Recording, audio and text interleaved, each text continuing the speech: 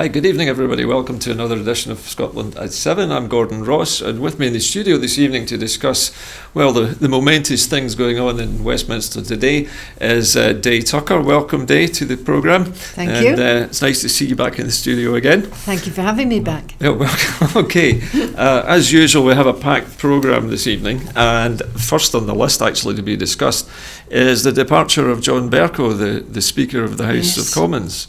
A bit of a surprise, this one seems to have caught the media by surprise as well. So he has announced that he intends to stand down. Now, I understand that this is going to happen sometime around the 31st of October. Right. There were some other conditions attached to this, but Bercow had previously bent the parliamentary rules to give lawmakers the chance to challenge the government's policy, most recently to pass a law seeking to block the no-deal exit from the European Union. And he was given a standing ovation from many members of the lower house as he announced his plan to stand down in the coming weeks. He's been a Member of Parliament since 1997 and he's been the Speaker since June 2009. That's remarkable. I didn't imagine that he'd actually been in the chair for so long as that. I mean, 12 years is a long time to be Speaker. It is. I don't know how long the previous Speaker was in the chair. She was Betty excellent. Boothroyd. Yeah, she was wonderful. Amazing. What a character. Yes. I guess John Bercow is almost, well, he's not the same obviously as Betty Boothroyd, but he does have his own certain theatrical flair, I think. Yes, he's a personality. And the way he pronounces or enunciates order always makes me smile. Yes. He's also made a statement as a swan song, I guess, and he said today that we degrade this Parliament at our peril. He said, with his gaze fixed upon the benches in the debating chamber where the government members sit. Prime Minister Boris Johnson has been heavily criticised for suspending the Parliament for just over a month, only weeks before the country's most important political decision in decades. Because he's always been a huge defender of Parliament and in particular the backbenches. Yeah, this is Bercow you're talking about. Yes, which is what... not Boris. No, Bercow. Obviously Boris not. is the exact opposite. And the other thing about Bercow is that his fame has reached beyond Parliament. Has it? Oh yes, very much so. Across in Europe, you'll see school children shouting, "Order! Order!" He's quite that sort of character, yeah. Very much so, and they think it's hilarious. And all this business of unlock at the end of yes. When he's got the eyes to the right, the nays to the left, and all the rest of it. Yes. It is a bit of theatre, isn't it? Oh, it's shocking, yes. I always feel Mary Black has exposed it beautifully in a video. I don't know if you've seen that one. I about have, the sword and, yes. Yes, Mary Black tears it apart beautifully. I agree with you, yeah.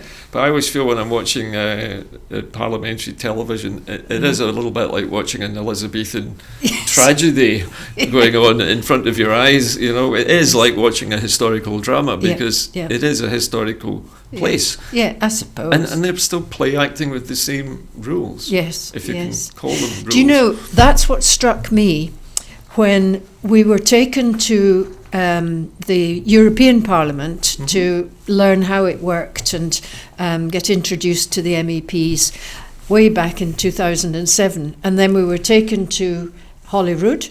Yep. Both big modern buildings. You vote, you press a button, Electronic the vote comes voting. through. No. Fresh air and light and everybody talking to each other. And then we were taken to Westminster, and I'd never been through the Parliament. I could not believe how tiny it was. It is really quite claustrophobic. Yes, you couldn't get all the MPs in there anyway. I mean, there's supposed to be over 600. It never looked big enough to hold half that number. Yes, but everything was very small, very cramped, dusty. It was a museum. That's what we all came away with. I always feel when I look at it, it reminds me of a very uncomfortable lecture theatre. Yes, where you can't. I don't know if you've ever been in the Royal Institution in London, but it has the same feel as that. It's very, very hot, and you're jammed in shoulder to shoulder. Yes. But it is, I think, very much a historical anachronism. That's right. And now I think the rest of the world is seeing it not just as a bit of light entertainment, but it's now become a complete comedy. Yes. Where our elected politicians are basically laughing stock of the rest of the world just Very now. much so. I made a comment, I think, yesterday, which a lot of people took up, which was that Westminster is now beginning, like the Emperor's new clothes, it's beginning to be obvious to people Yes. that there is nothing holding it together. There is just promises, handshakes, gentlemen's agreements, and conventions. And a lack of gentlemen, traditions. let's face it. But they can change the rules whenever it suits. Yes. And they frequently do. And I guess that maybe served the purpose back in the 16th century to be able to Yeah. to change the rules at will. Yes. But we must be one of the very few countries on the entire planet that doesn't have a written constitution Yes. to govern what our elected representatives And may yet, do. yet they keep claiming and keep naming the Constitution as Yes, they if there talk was about such it. a thing. Yeah, as if it exists Yes, at all. and it doesn't. It's the most unconstituted place I've ever heard of. Yes. I'm holding in my hand another piece of paper here. This is a press release from Ian Blackford, the leader of the SNP group in Westminster, and he's saying that he's asking, or demanding, I think, to take the no deal off the table and then we'll have an election. Yeah. Because that is never going to happen now. The prorogation of Parliament makes everything moot. Yes. Largely Yes. everything silenced so that Yes. Boris can do whatever Boris wants. Yeah. Which However, rather makes a bit of a giggle, because we had all the Brexiteers saying that the Labour Party were chicken, yes. you know, and actually, if they're not able to do it, but it's not because they can't do it, it's Boris has stopped them from doing it. Well, the thing is, you can't oppose somebody who changes the rules so that you can't No. oppose them, and that's exactly what the prorogation Yeah. does. It just shuts the door. Yes. You can't yes. even get into the Parliament to do anything. Now, It'd be interesting to Blackford- see if they set up somewhere else. well, that's an Bit interesting like the comment, Covenanters. because I was thinking just a few minutes ago there, actually, of Mike Russell's comments. Uh-huh. If Holyrood were to be closed by Westminster, that they would convene Parliament in the shadow of a hedgerow for as long as was necessary, which is an interesting image, I think. He has a Anyway, wonderful way with words. I shall just read the rest of this because there are so many press releases coming out of so many parties. Yeah. Following a cross-party meeting of opposition leaders, Ian Blackford MP has renewed calls for Boris Johnson to take a no deal off the table if he wants an election. Now, obviously, there is no table to take it off, far less any kind of no deal on it. There's nothing. No, Yes. no table, no deal. The SNP Westminster leader said reports that the Tory government would seek to subvert the law and force through an extreme Brexit were appalling, and urged the UK government's law officers to intervene to stop Boris Johnson breaking the law. I didn't realise that the UK government had law officers. This is a new one on me. The government has a kind of law officer Right. to make sure that they don't do anything naughty. I've Right. never heard of this. No. Maybe it's another one of those quaint traditions in yes. Parliament. I mean, how we're all so badly educated about how government Parliament works works. and Parliament works, and certainly the majority of us don't have a clue how the EU works, because the government has made sure we don't understand. Exactly. I think we are kept in the dark to a large Very extent, much. are we not? Yes. The yes. SNP said it was beyond belief that the UK government was moving to shut down Parliament tonight in the middle of a constitutional crisis, and said it would continue to protest the move alongside all the other opposition parties. And in commenting, Mr Blackford said it's clear there must be an early election, but it cannot happen while the Tory government is threatening to subvert the law to force through their catastrophic no-deal Brexit on the 31st of October. If Johnson wants an election, then he must obey the law and take no-deal Brexit off the table. Well, I think they can shout about this, but I don't know about you. I don't see Johnson caving into these demands. He doesn't need to, since he seems to be making the law up as he goes along anyway. Right. And he seems to be single-mindedly just How will I stopping it. get a straight answer on trust from the Secretary of State? We s- Persist. Well, that was an interesting little contribution from the wings there. The question is, whose voice was that? Who was that man? Yes. What was he talking about? We do apologise. Obviously a somebody- technical glitch. Obviously somebody from the opposition, or perhaps a disgruntled Conservative Tory person, because they were talking about Think they how were could trying he to get a interrupt straight us. answer. Mm. Apparently it's somebody questioning Michael Gove. Will not Gove be is a straight actually answer on from him. Gove is on his feet at the moment, apparently, and this was somebody answering Michael Gove. I'm actually going to leave Michael Gove standing somewhere in Parliament for the moment and move on to the next story, Yes. which is the Prime Minister's office, and it says Brexit will happen on October the 31st, no ifs or buts. So the bill demanding that Prime Minister Boris Johnson delay the withdrawal if he can't get a divorce deal on Monday is going through, but his office insisted that Brexit would happen by that date no matter what. So basically they're saying it doesn't matter what law you set up, we're just going to ignore it. Right. And proroguing Parliament as early as this was a bit of a surprise, I think. Yeah. It was anticipated it would happen on the 11th or the 12th of the month, so it's 2 days earlier than we thought. Right. Why do you think Boris has moved so quickly? Any thoughts? What day are we on? Well, he's taken away half a working week, has he not? He certainly has. So he's added more days. More days that, of that prorogued. can't be done. Yeah. Uh-huh. Yeah. So it's 23 days in total. I don't know if that's Yes. working days or just 23 straight days. Right, I don't know. But 5 weeks, I think they said. So I'm guessing it's working days. Yes. Anyway, Parliament was also likely to reject Johnson's call on Monday for a snap general election, which he is seeking in order to break the deadlock. So on one hand, we've got Johnson wanting to force a general election at a date of his choosing, not being allowed to do it, throwing his toys out of the pram and basically proroguing Parliament in a bit of a fit of pique by the looks of it. Yep. He was due to suspend Parliament for over a month from Monday after it votes on his latest demand for a snap election. Johnson had set up the suspension called a prorogation last month in what opponents cast as an attempt to sideline the lawmakers over Brexit. So he's basically trying to take the MPs and basically shunt them down a siding out of the way while he carries on does his own railroading thing. his way through with Brexit. Yes. The departure from the European Union, the UK's most significant geopolitical move in decades, remains in question.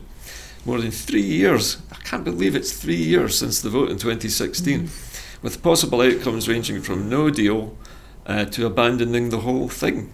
Do you think they might abandon the whole thing? Is it even possible? They? Being Parliament, perhaps? Parliament? The Tories, if it can't be done? If the European Union won't do a deal? Do you think Johnson has the mettle, as it were, to go through with his threat to carry out the no deal? Will he break the law, in other words? Does he have anything to lose? He doesn't, I mean, because he's already lost any. He's pushed the outside of respect the he would envelope now ever- already, hasn't he? He's out Yes. on a limb. But what I'm thinking is, we are told in Scotland that we will only get recognition if we do things legally. We'll only get recognition according to for their rules. independence if we follow the rules and do it legally. And that's on international terms and from the EU. How will the EU react to what Boris is doing if it's illegal? Would that give Scotland a case for calling independence because we are being ruled by a government that is acting illegally? I've just been told actually that there is a vote coming up in Westminster right at the moment on the prorogation. Right. So it's a motion that MPs have been debating. They're voting on the prorogation at the moment. Right. It's basically to say that they've considered the outcomes of the prorogation or the implications of it. So it's a little bit vague in the wording. Okay, so it basically allows them to express their unease about this situation and their objections to the prorogation. I think that's all it does. we are hoping to have some more information on it Right. as it comes in. Yeah. I'm moving on to the next part of this story about Johnson. It said it's unclear what his next move might be. While the law will oblige him to seek a delay unless he can strike a new deal, EU leaders have repeatedly said they have received no specific proposals. Mm-hmm. So Boris is saying one thing, And Amber Rudd has said the same thing. and yet the truth of the matter is there's no proposal, there are no That's negotiations going on. Yeah. I know that there is a British Brexit diplomat in talks with the European Union, but whether that Discussions. constitutes a negotiation. Discussions. Indeed, yes. In the meantime, BlackRock, a US investment firm that manages over £6.8 trillion worth of dollars worth of assets, says the no-deal Brexit or a referendum have now become far more plausible. So the money men are now expecting either a no-deal Brexit or another referendum to happen. Right. Those are the two things which I guess the money guys in America are thinking will probably happen. As we were talking about before the show, Boris Johnson has no majority at all. He's now minus 45 MPs. He's in a minority administration. Yes. And he is basically going off on his own here Yes. to do this. Well, he's got his henchman, Dominic Cummings.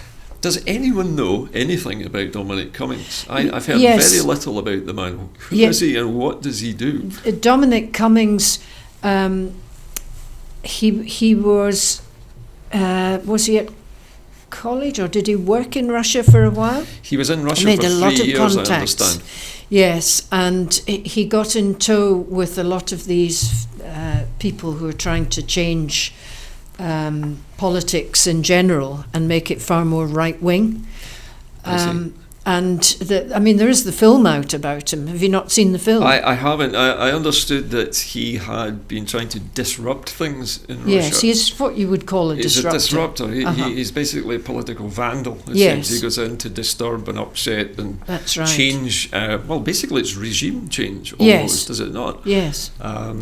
And where does he get this from? Where's his education from? Where did he learn to do this? This is what puzzles me. Nothing is known about this man. Well, seems- he and is he not another Eton boy? he could well be an Eton boy, but I may have misheard, but I he seems to think have he's another materialised one. out of nothing. Yeah. Well, no, it's not materialised out of nothing. He's been there all the If time. you follow Carol Cadwallader, Peter Gagan from Ireland, and the Open Democracy boys like our own Adam Ramsey, James Patrick, who's ex police inspector, Right. and they've been warning, probably at least the last 2 years, what's been going on. So they basically had this guy on the radar for a Yes, while and been trying yes. to warn the And he knows that they've got him politicians on the here radar. about what's happening. And it is all linked to the Trump winning of his election. It also goes back to people like Aaron Banks who bankrolling he's the part of Brexit it. Party and UKIP. Yes, yes. And we also know, I think, that Boris Johnson is trying to woo the Brexit Party members back to this Mm-hmm. more right-wing formatted Tory party that Yes, he's basically... this is almost like a coup within the Within Tory a coup, party. yes. Although, don't forget, did Boris not set out 2 speeches? He did, yes. So he's not quite like Jacob Rees-Mogg No, he's or not. He's Nigel not a Farage, committed who ideologue. just that way. He's a political opportunist. He's an opportunist. And yes. I think somebody said he basically flipped a coin whether he was going to go with Leave or Remain. Well, and apparently there is a bet going on in the Huh? Tory party, and a lot of Brexit hinges around this bet with these lads from Eton, who are in power at the moment. Is this the ones who are betting against the currency? Well, I've no doubt that'll be And involved they're as well. short selling pounds Yes, yes. based on it suddenly plunging. But I'm told that I think David that's illegal, Cameron. is it not? David Cameron was Boris's protege. And of course, David Cameron's father is a tax lawyer and a banker. And was it not under David's leadership that the Paradise Papers were were uncovered. uncovered? Yes, that's true. And Boris has never forgiven him for that. So I'm told, whether this is true or not. but- Wonderful rumours that Yes, they can put about. yes. Okay. So although Boris Johnson's got absolutely no majority in the House, now minus 45, he's going on to negotiate with the Europeans, supposedly this new deal.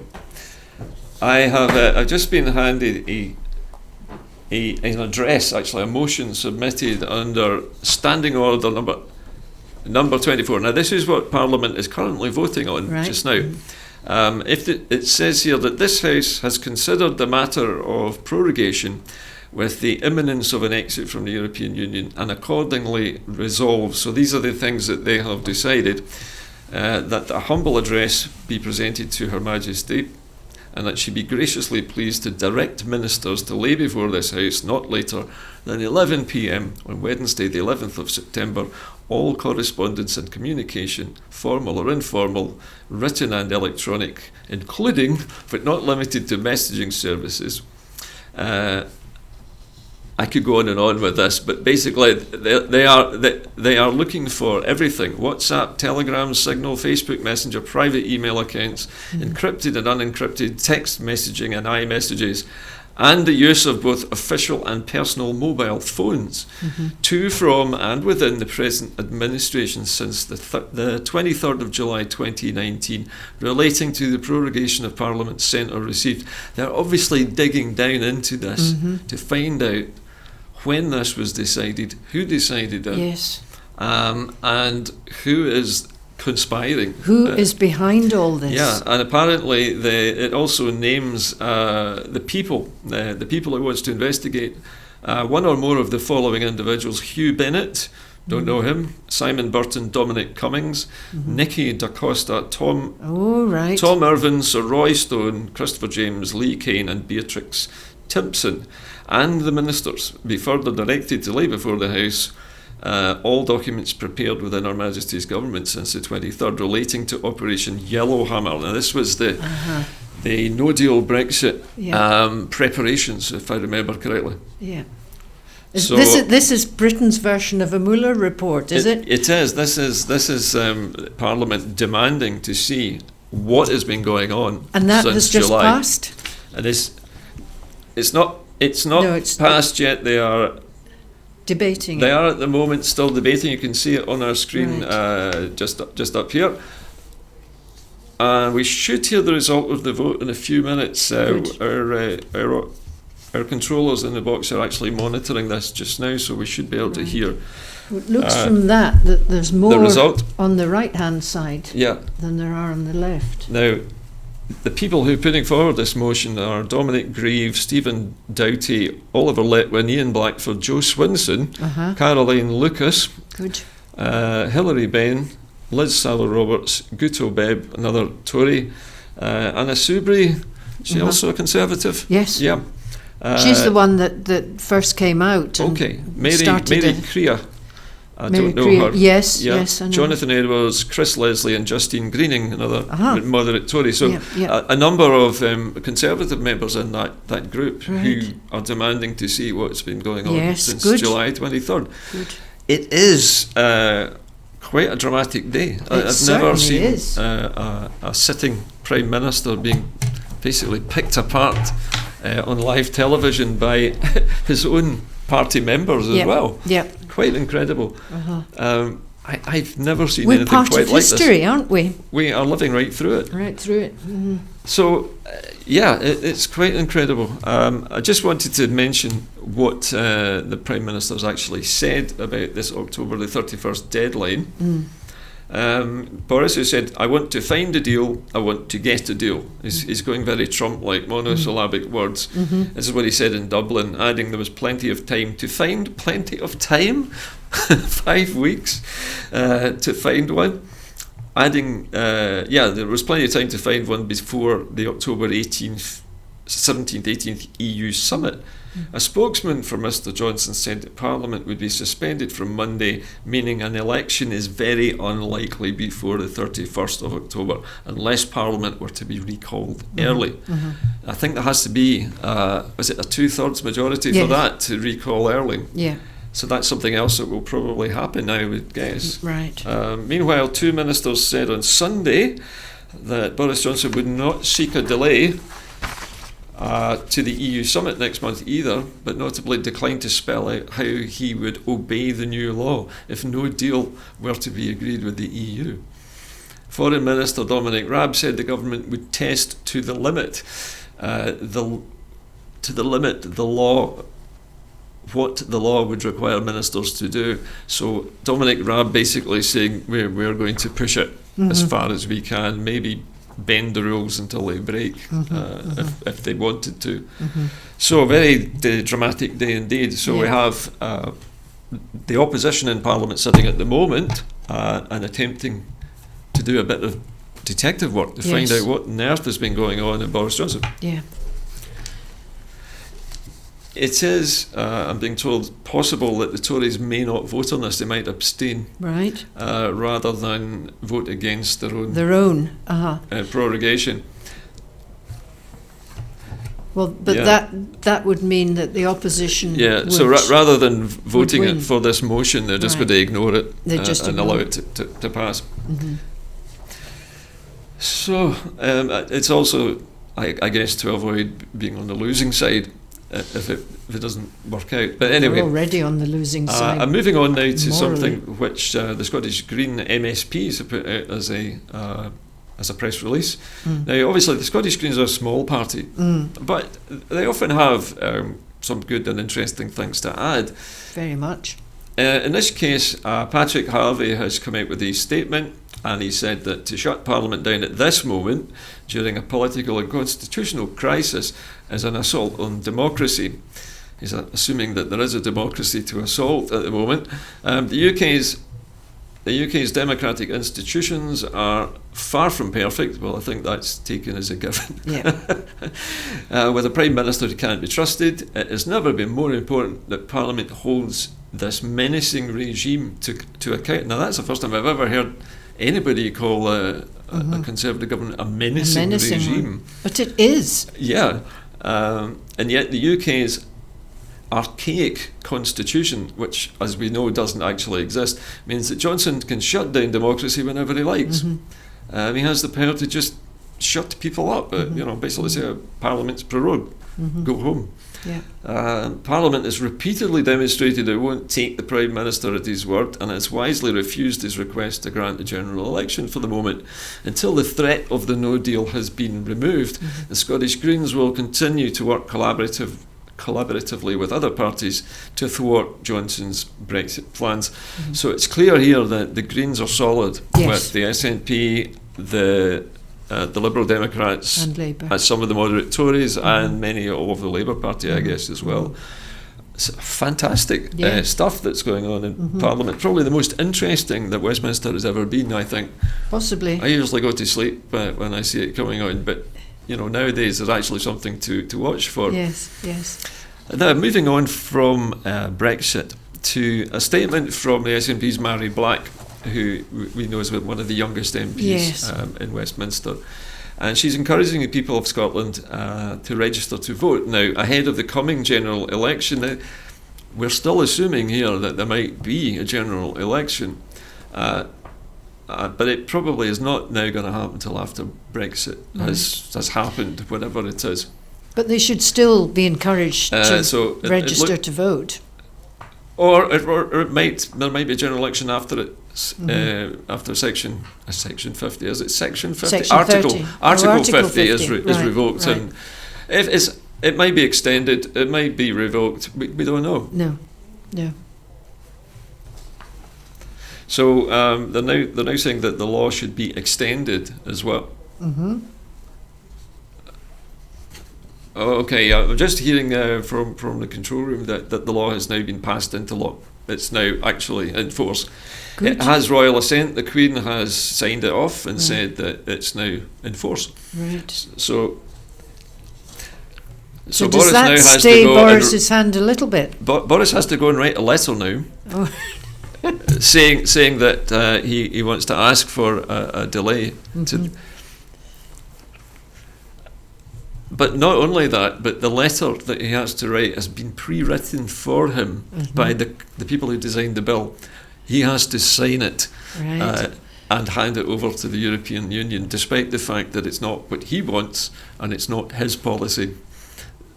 And the prorogation. Is it made of goat skin parchment? I'm not sure if it's made of goat skin. I think I think if Theresa May had died, it might have been made out of her skin.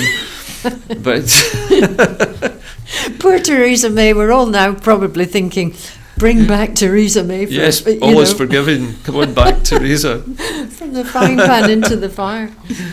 Well, we'll have a continuing presence in the. We can continue to talk actually about Brexit while this vote plays out on our screen behind us. I think this is a very clever move by the opposition, and I don't think Boris Johnson considered just how smart other politicians might be. Yes. They are now forming up to announce the vote. We should be able to. Can we hear it? We ought to be able to get a sound feed now from Westminster, I hope. We don't seem to have sound at the moment. Oh, no, here it comes. The ayes to the right, 311. The noes to the left, 302. So the ayes have it. The ayes have it. That's it. So that's it. The law. The vote has been a success, and but I still can't get over 302 opposing it. Well, that's a weird thing, isn't it? Isn't Who's it? opposing it? But this is just the motion that we were discussing earlier on, that they want this investigation. Yes. This is not the law. The law now has been passed. This is them now wanting an investigation into Boris Johnson and Dominic Cummings' 302 activities. people not wanting an investigation. Well, I think you could probably say that they're mostly the Conservatives. They don't want this. They don't want this rock. They don't want this rock turned over to see what's underneath it. No. Anyway, I think it's time we moved on from this. So, I think we've done this to death. I can't think of anything more to say about it at the moment. I understand that Jeremy Corbyn has got to his feet. We might have something from him.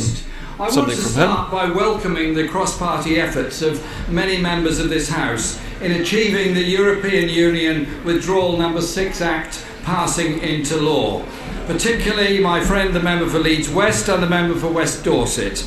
Parliament has passed a law to ensure that the will of Parliament is upheld. The fact that Parliament is compelled to pass a law to ensure the will of Parliament is upheld shows what extraordinary times we now live in. The House has rejected no deal. Businesses and trade unions are united in rejecting no deal, and there is no majority for it across the country. The Chancellor of the Duchy of Lancaster, the co-convener of the Vote Leave campaign, said in March this year, "We didn't vote to leave without a deal." It is clear there is no mandate for no deal.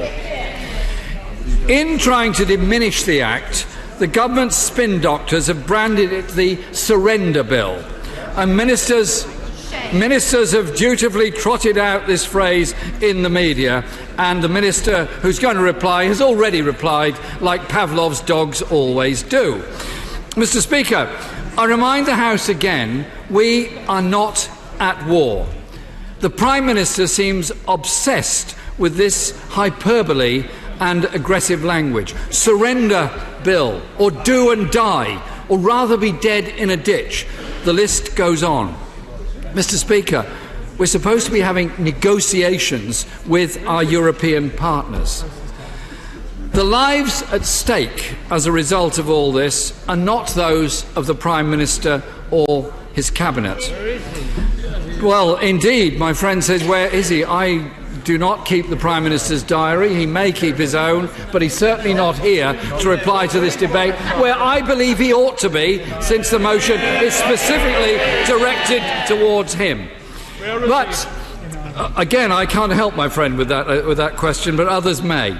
We learned from leaked government papers those of our constituents whose medical supplies are at risk from a reckless no deal are very worried.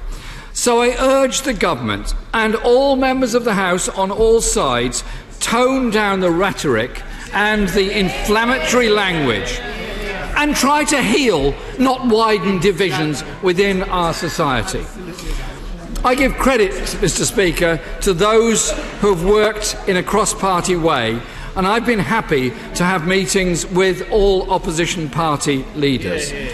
A law has been passed by this House and by the other place, and the government must abide by it. It's not complicated, it's very, very straightforward and simple.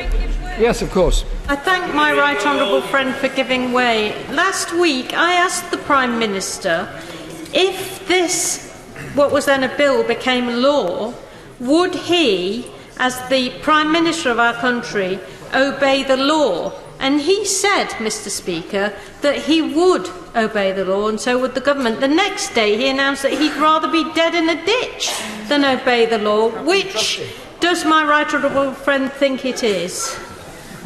Well, I don't really wish anyone dead in a ditch, even if it's their own wish. But I do think that the first answer the Prime Minister gave ought to be that he accepts the will of Parliament, a democratically elected Parliament. This is a parliamentary democracy. We don't have an executive president that can rule over us. And so I think we have to make it very, very clear that we will expect the Prime Minister to abide by the details and the specifics of the law that has been passed that does make specific requirements upon him. Yes, I give way to the Leader of the SNP. I'm very grateful to the Leader of the Opposition. He's making some very important points. The conduct of this debate, not just this debate, but the whole discourse is important. And the Leader of the Opposition has referred to the government's characterisation of the surrender bill. Isn't it the case that the government bears a responsibility for the language that it uses? And when we see the language on the streets, and myself, the Leader of the Opposition, and many others that are told that we are traitors, and sometimes much more abusive language, the government has a responsibility to recognise the impact of its language and actions outside of this place. I thank the member for that intervention, and he's quite right, because language has consequence. Language has consequence where people then trot out what's been said by the Prime Minister or others and turn it into the most abusive language and the most abusive behaviour against people. Surely we can have an intelligent debate in our society without resorting to that kind of behaviour, language or violence that is being threatened against some individuals. Yes, I give way to the member. Thank you, Mr. The Leader of the Opposition is very generous in giving way. And when talking about the rule of law, if we get to the 31st of October and one of the other European Union countries says you can't extend, would he then support coming out with the no deal because that is the law? That is an entirely hypothetical question. The question that the Prime Minister has to answer is, an Act of Parliament has been passed. It requires him to take a specific course of action, and he, in his many statements over the last few days, appears to contradict the wishes of Parliament for him to carry out those actions. Let's not go down hypothetical roads. Let's get an answer from this government as to whether or not they accept the decision of Parliament to pass this Act into law. It's not difficult, and I'm sure when the Minister comes to reply, he will give us an answer on this. I seriously hope so. But it's not only Conservative members encouraging the Prime Minister to break the law in their numerous WhatsApp groups, but Cabinet Ministers are refusing to confirm that the government will abide by the law. One second. Even the Prime Minister himself implies he will break the law. No, I will not give way at this moment. Number 10 has briefed, Mr. Speaker, that the Prime Minister will defy the law. So, until the government has abided by that law, I don't believe there will be a majority in this House for what the Prime Minister is proposing later on today under the Fixed Term Parliament Act. Yes, give way. Thank you. I'd like to thank the Leader of the Opposition for giving way. And I'd like to go back to the point that was just raised about what happens if we get to the end of October and one or more of the other EU countries does not give an extension.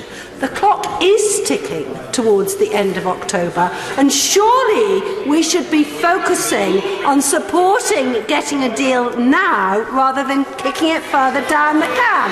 If there is no extension, what does he suggest is done? We've always wanted to get a deal, but what we don't want is the no-deal exit with all the dangers to jobs, living standards, supplies, and the Prime Minister and his chums taking us down the road into the arms of Donald Trump and the trade arrangements he'll make with the United States. Last week, the Prime Minister had several opportunities at the dispatch box. We can see now that Jeremy Corbyn's been on his feet for about 10 minutes now, giving Boris what for. But I noticed Ian Blackford a few moments ago on his feet as well. Yes. And he was outlining his concerns about Boris Johnson and taking some responsibility for the language that he's using, the inflammatory language, because MPs from opposition parties are being abused in the street. They're being called traitors and worse. And people are getting death threats, and all kinds of nastiness is coming out of this. And it's all been orchestrated by the Tory party. By the Tory levers. And this, but this goes right back to the 2017 election. You remember that Tory party conference? I do, yes. It was absolutely shocking. And Theresa May was up there starting this process. Indeed. And dancing onto the stage, I remember at one point. Well, that was after. But prior to later. that, she was almost Brexity in the way she was talking about migrants. Very, very strange, considering she's always been anti-migrant, but not anti-immigrant. She just doesn't. She just doesn't like people migrating into the UK at all, apparently. And this. And this is why she launched the whole hostile environment policy, if you remember. That was Theresa May's one creation.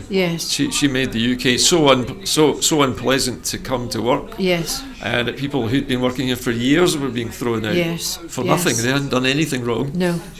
They were working, and it's paying their happening. bills, paying their taxes. And it is still happening, yes. And we've got Parliament today being prorogued at the end of this session, shut down by a Prime Minister that nobody elected, except his own party, and pursuing a policy of no deal Brexit, essentially. Although he's saying he isn't, but we know he is because his actions are not speaking for him. There's no actions basically to negotiate anything. But he lacks such credibility because of his constant lies. And Theresa May was always telling lies as well. But he is the arch liar.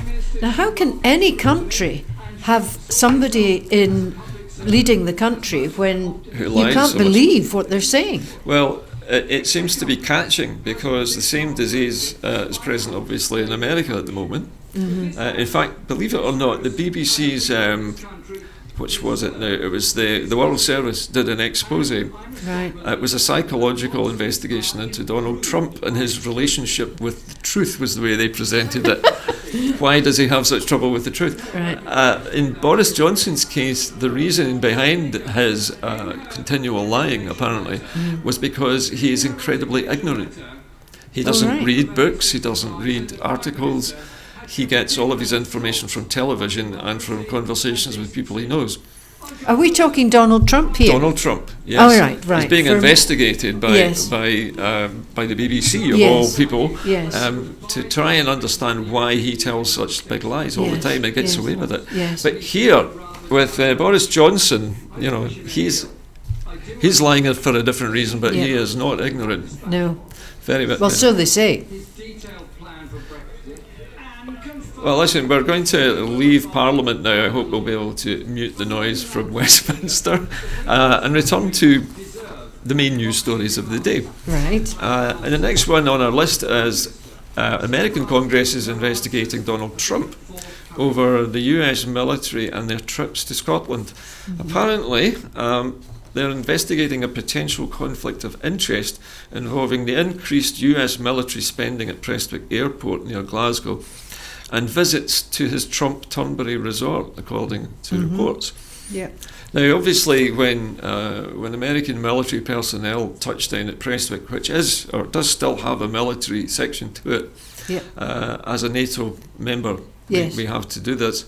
American airmen and Canadians and all manner of other people, but American military men in particular, are being billeted at Trump's hotel for some reason, which is not close to the airport. It's a good hour's drive away. Really, as far as that? Apparently so, yeah. It's a lot further. Well, I say an Yeah, hour's drive. can't It's a be. good drive from the True. airport. But there are. But it's Turnberry that he's in. Oh, that's right. So yes. he's very far south of Troon. So Yeah.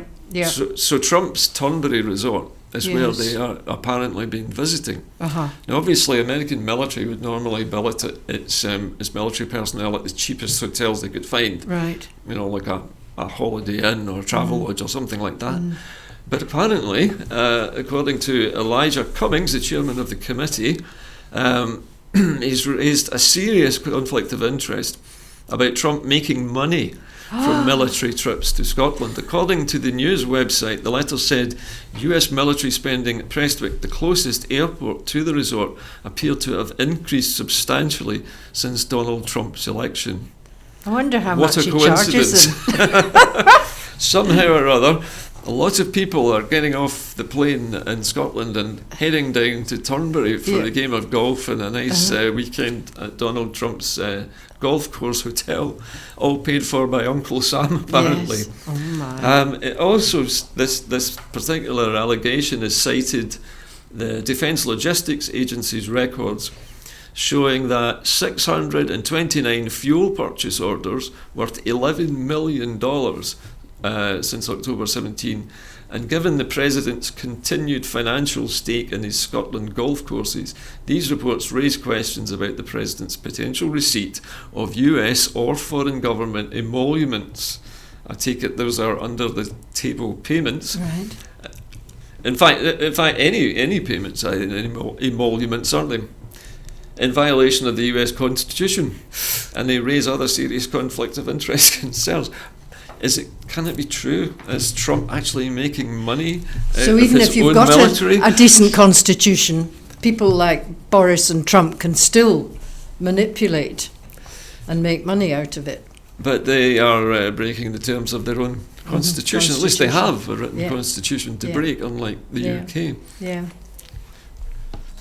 I mean, sending planes to Prestwick is quite okay. But the idea of sending the military men to his hotels to hotel. stay Yeah. instead of the local hotels. Unless is he was quite- giving it for free. Well, that's it. Maybe there is something else going on. Uh-huh. Apparently, it's about £380 a night to stay, Yeah. and that's with the discount. Apparently, so we're talking a 5-star hotel, Yes. and these military men. Basically, the bill is being paid by the US military. Yeah. So Trump is getting these monies direct from his own Department of Defence, straight into his bank account, virtually. Gosh. Allegedly. Anyway, So let's- more on that is to come. Indeed, I'm sure we'll hear a lot more about this. Yes. Okay. Okay, well, we're going to leave Donald Trump just for the moment and move on to Hong Kong now.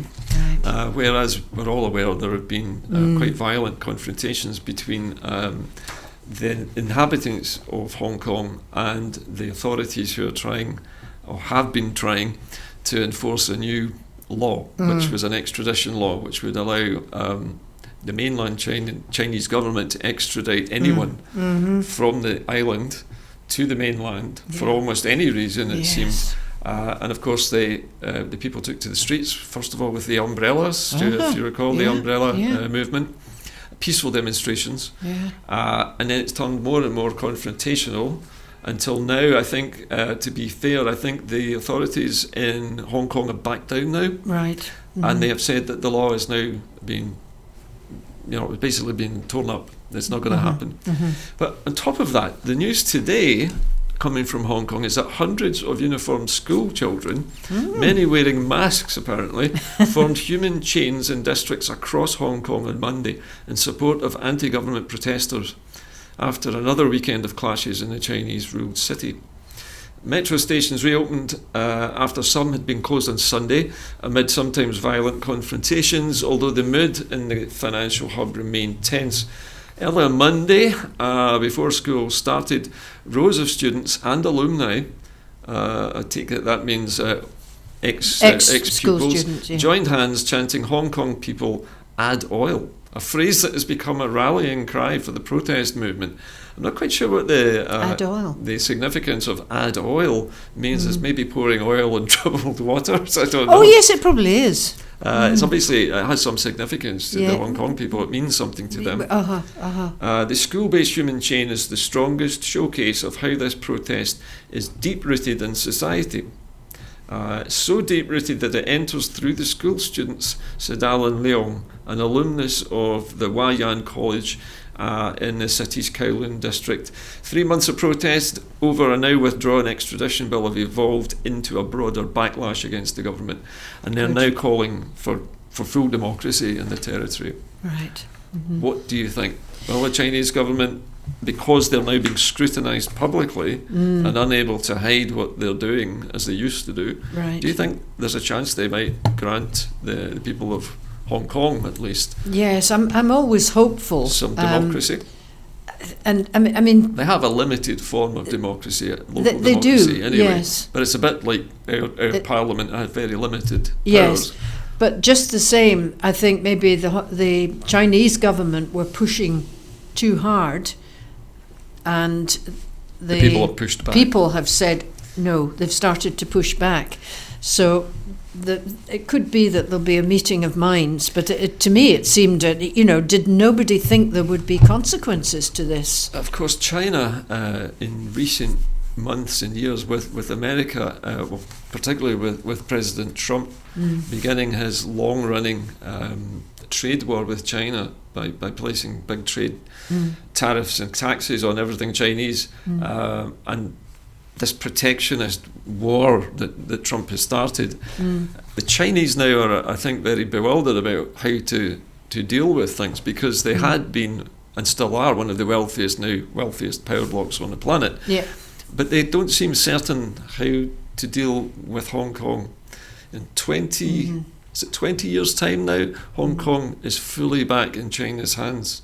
There was a Alright. period of 50 years where Hong Kong existed between being Yes. a colony and Yeah. going back to Chinese rule. Yes. Obviously, the people of Hong Kong are now worried at this midpoint in this process Right. that they need the democracy. Yes. Yes. So it's And the Chinese will be worried that democracy is going to spread into Well, China. Well, this is the thing is, of course, this is one country with two different systems in Yes. operation, and that's what will end in 20 years. Now, the Yes. question is then which system will remain after the Right. 20-year period, and this is what these youngsters, I think, are now getting involved in. I Right. think the Hong Kong people have done something remarkable in that all of them now are together on this. It's not Yes. as if it's just students protesting. No.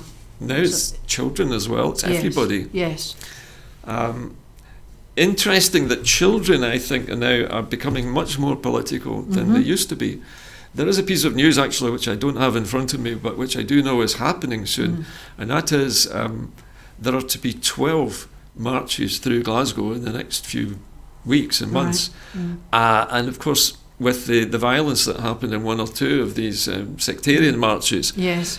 but there were very small numbers of people in these marches, just 150, 200 people.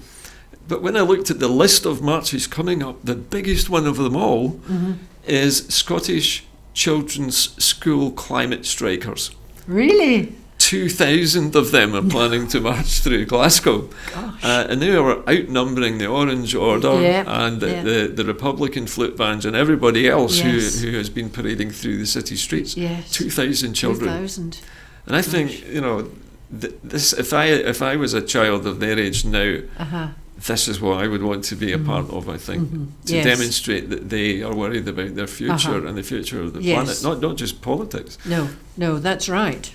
And I think maybe something like this is beginning to stir in Hong Kong. Yes. Perhaps the Chinese will evolve a system of democracy eventually because they want to be part of the world's economy. Yes.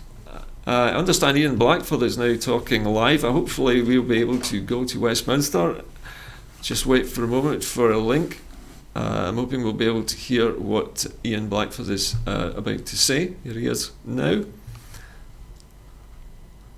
We should have sound up now in a moment.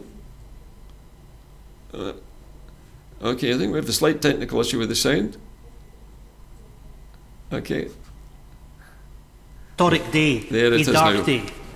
It will be remembered as the day that the United Kingdom government obstructed the people and plunged the United Kingdom into an unprecedented constitutional crisis.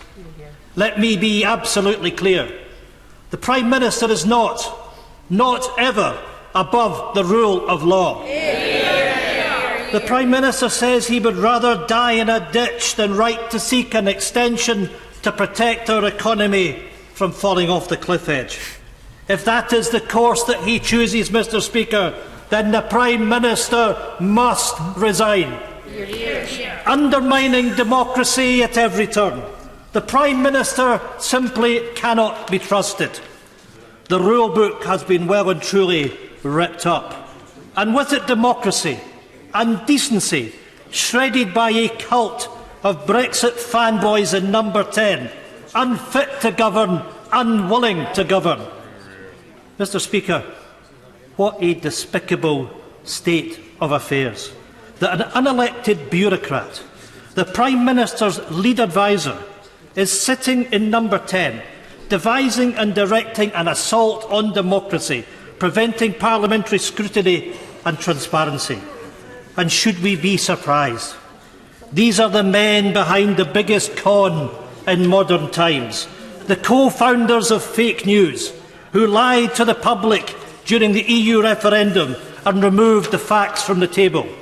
And here they are again, ducking and diving the truth, seeking to operate government with using cloak and dagger tactics, pretending to protect the right of the people, when in reality they are crushing the rights of our citizens, strangling Parliament and gagging the voice of the people. I'll happily give way. To my right honourable friend. And would he agree with whoever was responsible for writing a front-page article in The Spectator in 2004, at which time the present Prime Minister was the editor, and who said in that article, "Impeachment remains part of parliamentary law, a recourse for desperate times." Are these not desperate times? Absolutely they are. And I say to the Prime Minister, be very careful. Be very careful. Do not obstruct the rule of law. Mr. Speaker, the Vote Leave campaign in Number 10 doesn't care about the rules. They didn't care in 2016 and they don't care now about the law. Mr. Speaker, we must stop them because the stakes, quite frankly, are too high. The Prime Minister and his Vote Leave cronies are not above the law. The law must stop this dictatorship, and Parliament must stop this Prime Minister acting like a dictator. Even the Prime Minister's own ministers cannot trust him. In her resignation letter, the Right Honourable Member for Hastings said, "I no longer believe leaving with a deal is the government's main objective." And it's been confirmed in today's Times that the Prime Minister's negotiating team has been reduced to just 4 members. The truth is, the Prime Minister's priority isn't to get a deal, His priority is to rip the United Kingdom out of the European Union on the 31st of October, no matter the consequences. With the House suspending tonight, it is essential that all papers relating to the advice in Parliament being prologued are published, and the determination tonight must be delivered on by Wednesday evening. Hear, hear. Mr. Speaker, we cannot allow the UK Government to destroy our democracy and operate deserves to know the truth. Concerned about democracy, why doesn't he vote for a general election this evening? Mr. Speaker, this is a debate about observing the law. If the honourable gentleman wants to speak in a debate about an election, that's a debate that's taking place later on. The honourable gentleman give way. One more time. I thank the honourable member for giving way. We have heard today how government members have said time and time again that the Prime Minister and the government will obey the law, and yet we've heard the Prime Minister talk about how he would rather die in a ditch. Does he share my concerns that clearly there is some backroom shenanigans going on to look for a way for this government to evade the law? My honourable friend might say shenanigans. I would perhaps prefer to use some other words that I'm prohibited from doing in this place. Just think about a government that's threatening to break the law.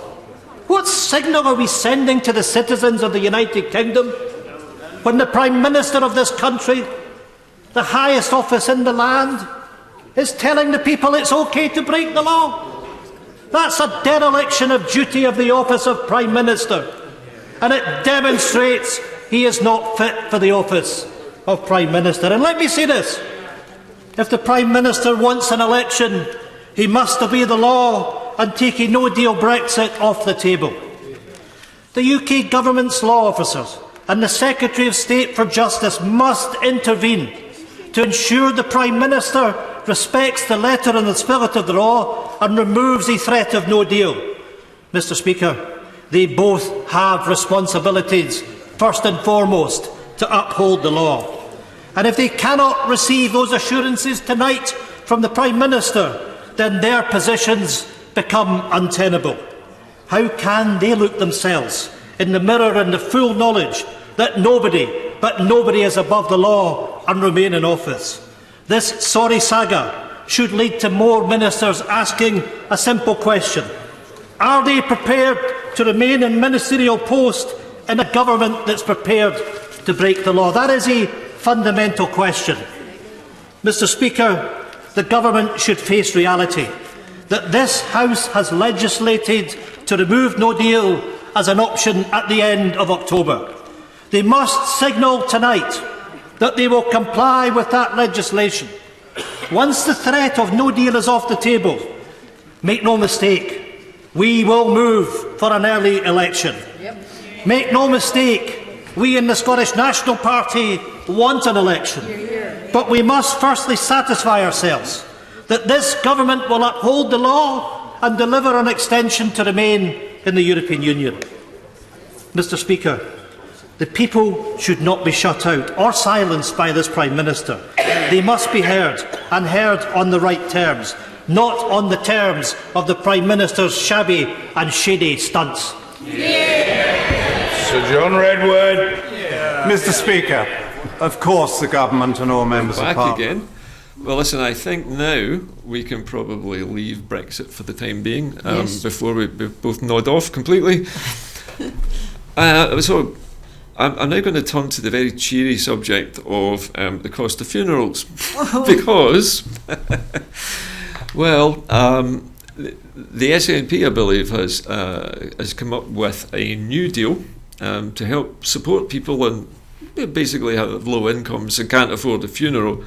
So the Scottish Government, I beg your pardon, I misspoke, I meant to say the SNP government, has come up. The Scottish Government, I have to be careful what I say here. Right. So they've come up with a new scheme which will allow people who have limited means to pay for a funeral because, well, when people die it's often very unexpected and the relatives are left having to scrabble to find enough money, even just for a coffin or a simple ceremony. As with all Scottish Government benefits, it's called the Funeral Support Payment. It's been developed with the input from those with experience of the present Department of Work and Pensions system, and that's helped identify parts of the DWP application process that people currently find difficult or distressing, helping us to improve our new processes and remove the barriers to apply. Announcing the launch date, the Social Security Secretary, Shirley-Ann Somerville, said, "Coping with the death of a loved one is one of the most tragic events any of us can face. And at that difficult time, it's even harder when there's an extra stress of finding the money for a funeral. Our new funeral support payment has been designed and tested with members of the public and stakeholders, including funeral directors." Somebody's asking me if we can get this while you're alive. Unfortunately not. You can't get this payment while you're alive. Although you might get it if you were on your last legs, perhaps, one foot in the grave, but you need to... How do you plan for it, you know? Anyway, let me start this again. Our new funeral support payment has been designed and tested with members of the public and stakeholders, including funeral directors and welfare advisors. So they've got everybody involved in this, so that it works properly. Good. And the new support will reach more people struggling with funeral costs and is backed by around £2 million of additional funding. So they're putting their money where their mouth is here, something which our present Tory government has got absolutely no chance of doing and never does. It's got a flat rate element of £700 for the majority of applications, and we've committed to annually uprating this in line with inflation. So £700 is the basic package, but it's going to keep pace with inflation. She's going on to say this is a demand-led benefit, and forecasts are that we will invest more than £6 million in support in the first full year of operation. So they're planning to ramp it up as it starts up. Once launched, people can find out more information on eligibility and apply for it at mygov.scot/benefits. So that's mygov, all one word, .scot/benefits if you are in this situation. Okay, so we have one other item of news today, and this is another announcement, I believe, from the Scottish Government, and this is announcements of new schools and campuses for Scotland. So what they're looking at here is this is a statement of how much has been spent on both building or substantially refurbishing Scottish schools. And they've said over 928 schools have been built or substantially refurbished since 2007. Right. That's remarkable. 928 schools rebuilt or new ones built. New schools will be built from Aberdeenshire to Ayrshire in the first phase of a nationwide £1 billion investment programme. They're really putting the money into this now. The Scottish Government will contribute funding of between £220 million and £275 million in partnership with local authorities. So the Scottish Government is really getting its act together, doing the day job, as they say, and we're now, £1 billion, £1,000 million on school spending. I don't think even the Tory party has thought about putting that much into their education system. They'd be the last to think about that. They what? They would be the last to think about that. Probably, yes. But I heard about two laws or something that the Scottish Government had passed, which prevented companies from counting money that was put by for pensions as one's salary. See, and they're really leading on this. So but they're getting a grip of these big companies that are really abusing the system. I see. And Scotland is leading on this. The other countries probably will follow, like Ireland and what have you. So we're seeing our own government really getting to grips with very much so the day-to-day running of the country and tightening the regulation of everything. Yes. And we can see from the evidence before us today that they're tackling real problems that real people have to face, like bereavement and crumbling schools. something which sadly, as we know, the Tory government has not been doing at all. Yeah.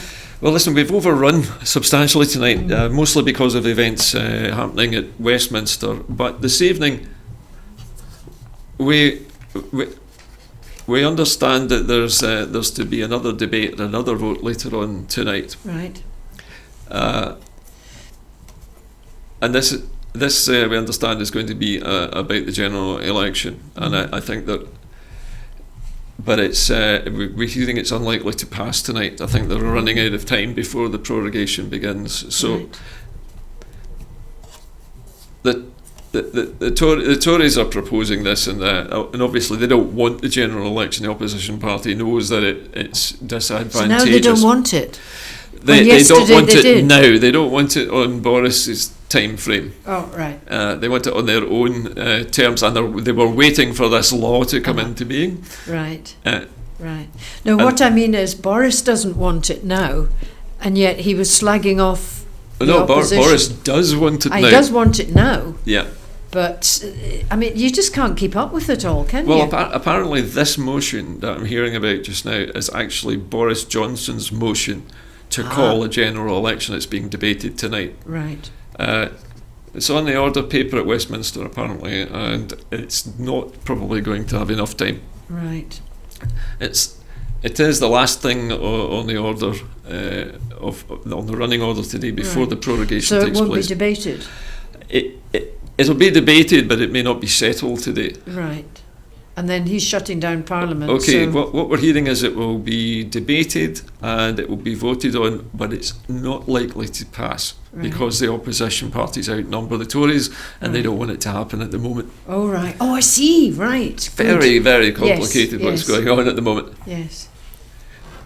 The last thing they don't want to have an election before they get the extension from the European Union. Yes. So the idea is force Boris to ask for the extension, get that, and then come back and have. And that's why the motions that we were witnessing earlier on in Parliament with Ian Blackford standing up and the leader of the opposition, Corbyn, as well, it's why those were important. They needed to get the groundwork in today, so that hopefully they will be able to force Boris to go to Brussels. But they can't stop the prorogation, but they can force Boris to do the will of Parliament. And they're forcing him to make a choice here. Yes. He either carries forth the will of Parliament, which is our elected representatives, and the law of the land, or he breaks the law of the land and does something on his own. Yes. Okay, well listen, we have run out of time. Unfortunately tonight we are about 15 minutes over. So this evening's show has overrun. I'm sorry, folks, for it to be so long, but so many things have been happening. We have brought in a lot of live feeds for you this evening, and hopefully that has helped to fill in some of the blanks and the questions about what's going on in Parliament and why it's so important. Anyway, as you know, producing television programmes like this one is expensive, and to allow us to continue making programmes like this for you and to pay the bills at the studio, we need more people to sign up as Broadcasting Scotland supporters. £5 a month will help us to continue making programmes like this and many others, so please sign up on our website. That is on your screen now, www.broadcastingscotland.scot/register.